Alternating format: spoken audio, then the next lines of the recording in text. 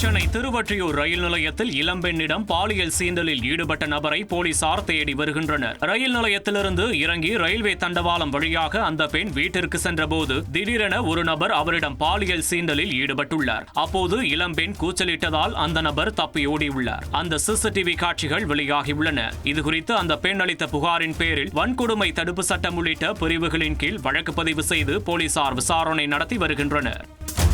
கோவையில் யானை வழித்தடங்களில் சட்டவிரோதமாக மண் அள்ளிய விவகாரத்தில் சிறப்பு புலனாய்வு குழு விசாரணையில் முன்னேற்றம் இல்லை என சென்னை உயர்நீதிமன்றம் அதிருப்தி தெரிவித்துள்ளது. சட்டவிரோதமாக மண் கொள்ளை நடந்த பகுதிகளில் கடந்த 4 ஆண்டுகளாக பணியில் இருந்த வருவாய், காவல்துறை அதிகாரிகளின் சொத்து விவரங்கள் குறித்து அறிக்கை தாக்கல் செய்ய லஞ்ச ஒழிப்புத்துறைக்கு உத்தரவிடப்பட்டிருந்தது. சிறப்பு புலனாய்வு குழுவுக்கு அலுவலகம், அடிப்படை வசதிகள் செய்து கொடுக்கப்பட்டுள்ளதாகவும் சிலர் கைது செய்யப்பட்டிருப்பதாகவும் காவல்துறை தரப்பில் தெரிவிக்கப்பட்ட நிலையில் விசாரணை ஏப்ரல் 17ஆம் தேதிக்கு ஒத்திவைக்கப்பட்டது.